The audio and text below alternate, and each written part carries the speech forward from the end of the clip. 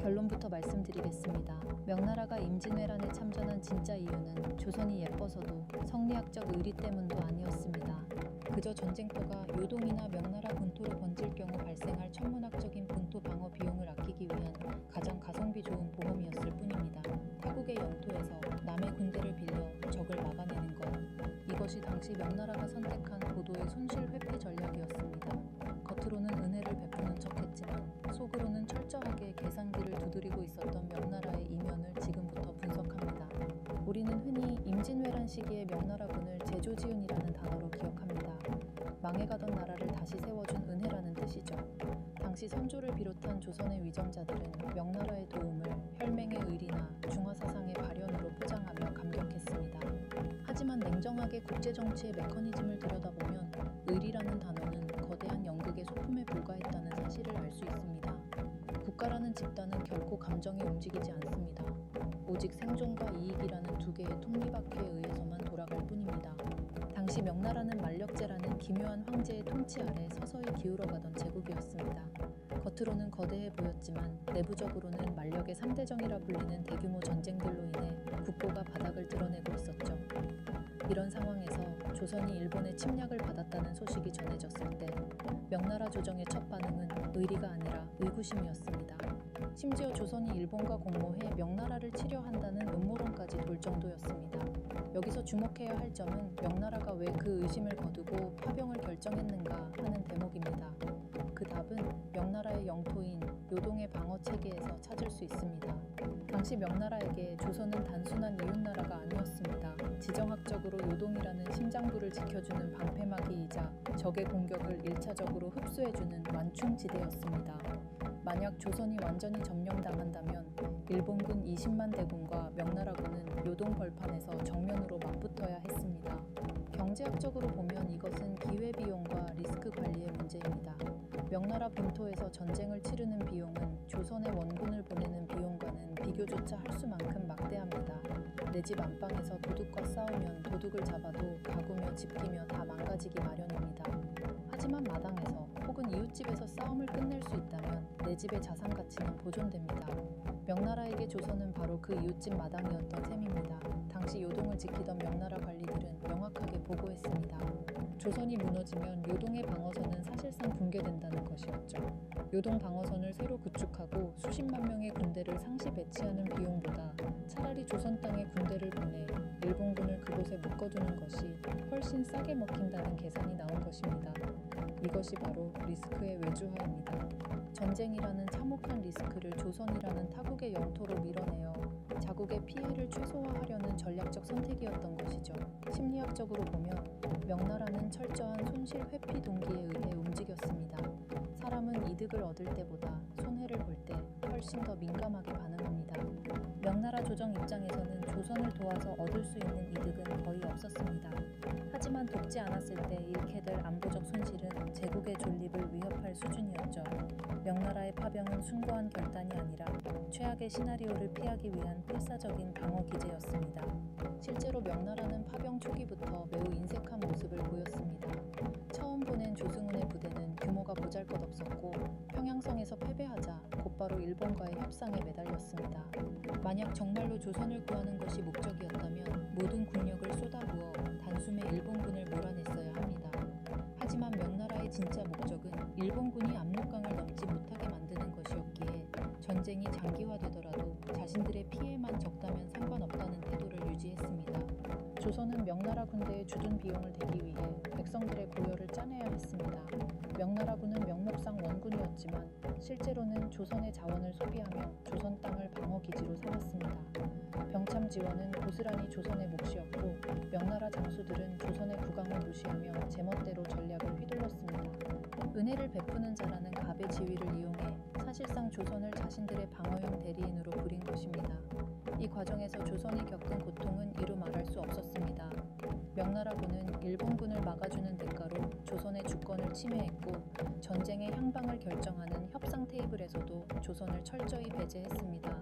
명나라에게 중요한 것은 조선의 영토 회복이 아니라 일본과의 적당한 합의를 통한 자국 경계선의 안전이었기 때문입니다.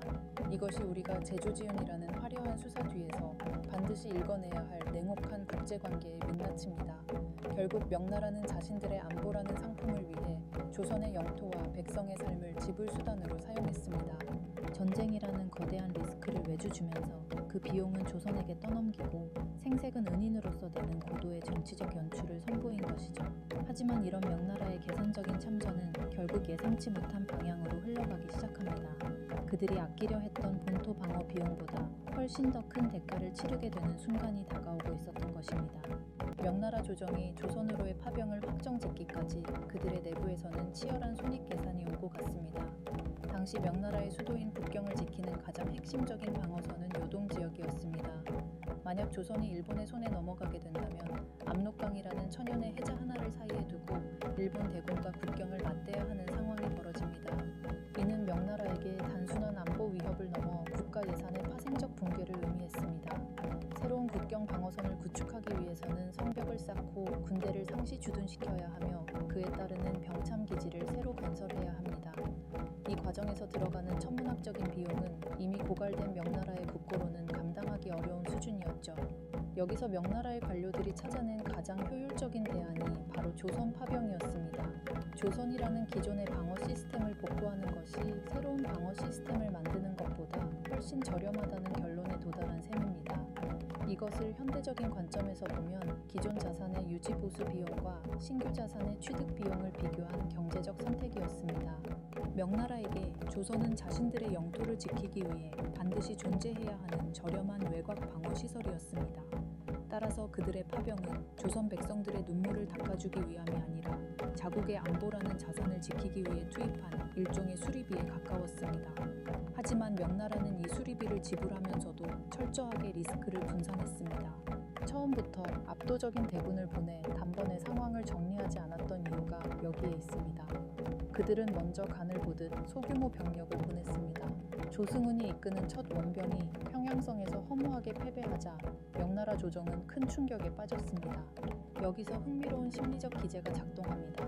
일본군의 전력이 예상보다 강하다는 것을 확인하자 명나라는 정면 대결보다는 협상을 통한 시간 벌기에 돌입합니다. 이들이 보낸 심유경이라는 인물은 전문적인 군인이 아니라 일종의 협상가였습니다. 명나라는 전쟁이라는 불확실한 도박에 모든 판돈을 거는 대신 외교라는 카드를 통해 일본군을 조선 땅에 묶어두고 자신들의 본토는 안전하게 유지하는 지연 전략을 선택했습니다. 일본군이 명나라로 넘어오지 않는 조건이라면 조선의 영토가 분할되든 말든 그들에게는 부차적인 문제였습니다.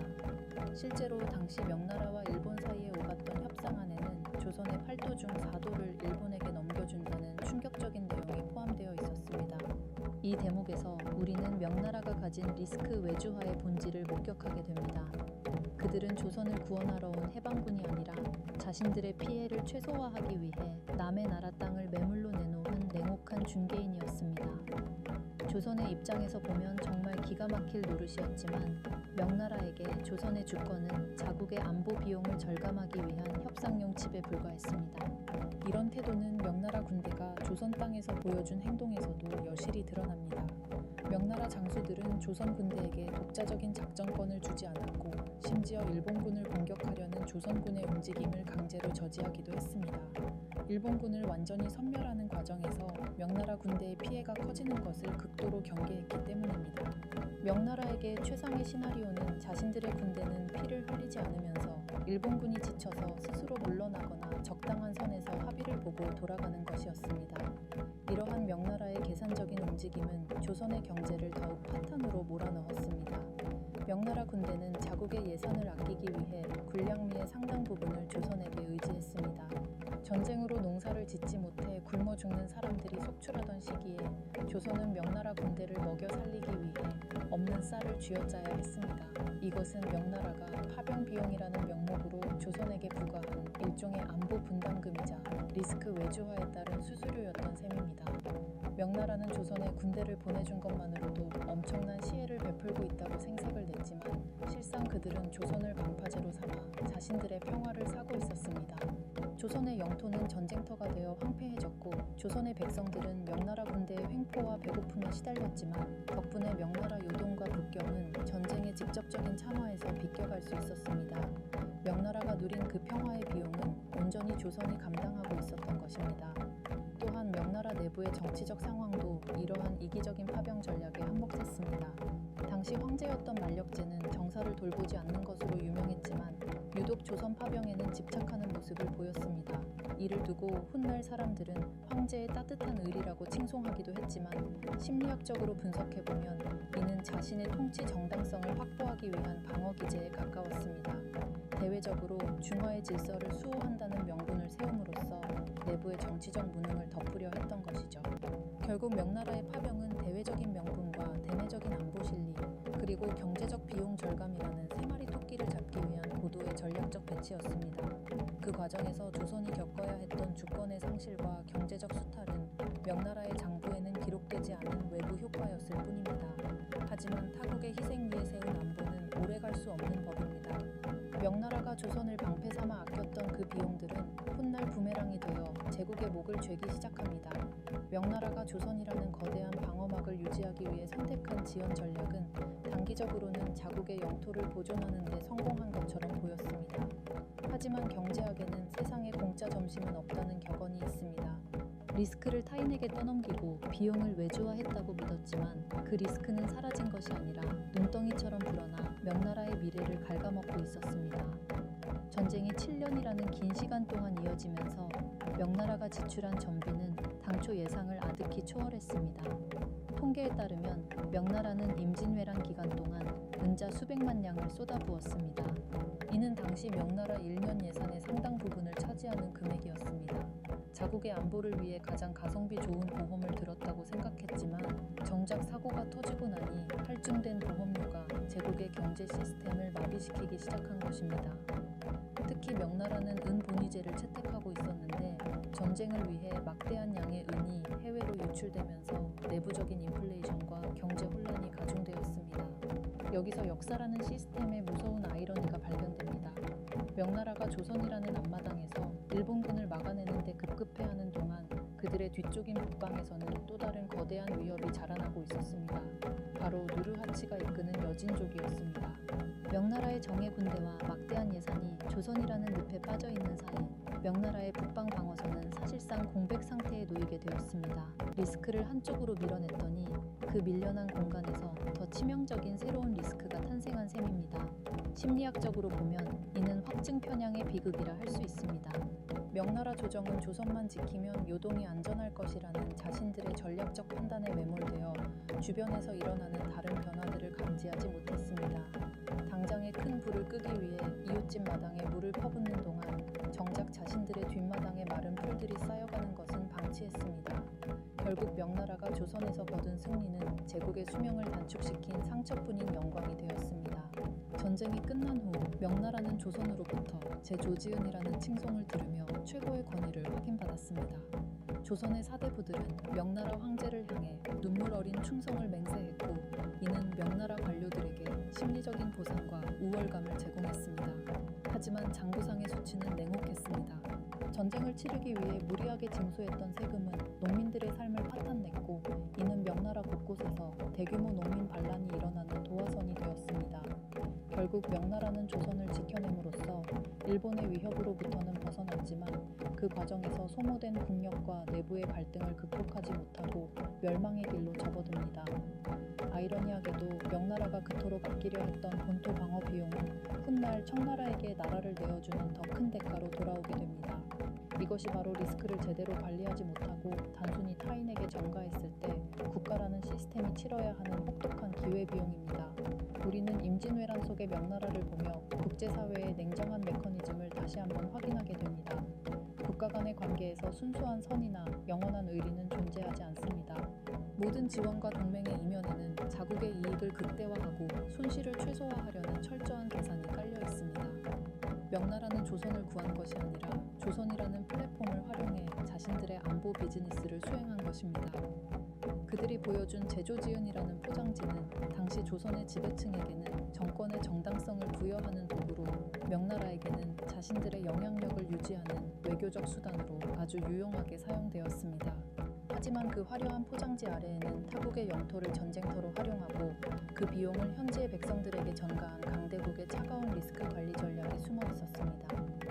오늘날의 관점에서 임진왜란을 다시 정의한다면 그것은 동아시아의 패권을 둘러싼 거대한 이권 다툼이자 자신의 피해를 최소화하기 위해 타국을 방파제로 삼았던 리스크 외주화의 현장이었습니다. 명나라는 자신들이 설계한 그 정교한 계산기 속에서 승리한 듯 보였지만 결국 역사는 그들에게 가장 비싼 영수증을 청구하며 제국에 막을 내리게 했습니다. 결국 역사가 우리에게 말해주는 진실은 명확합니다. 누군가의 도움을 받을 때는 그 이면에 숨겨진 청구서의 내용을 반드시 확인해야 한다는 것입니다. 명나라가 베푼 은혜의 무게만큼 조선이 치러야 했던 대가는 가혹했고 그 은혜를 베풀기 위해 명나라가 지불한 비용은 결국 제국의 붕괴라는 결말로 이어졌습니다. 이것이 바로 우리가 제조지은이라는 감성적인 서사를 걷어내고 그 뒤에 숨은 경제적, 심리적 메커니즘을 정면으로 마주해야 하는 이유입니다. 오늘 준비한 내용은 여기까지입니다. 명나라의 참전이 의리가 아닌 철저한 자국 이기주의와 리스크 관리였다는 오늘의 분석이 여러분께 어떤 지적 영감을 주었는지 댓글로 남겨주시면 감사하겠습니다. 앞으로도 저희 역사 참견러는 역사의 이면에 숨겨진 차가운 욕망과 경제적 논리를 계속해서 추적하겠습니다. 구독과 좋아요는 더 깊은 진실을 파헤치는 힘이 됩니다. 지금까지 역사 참견러였습니다. 시청해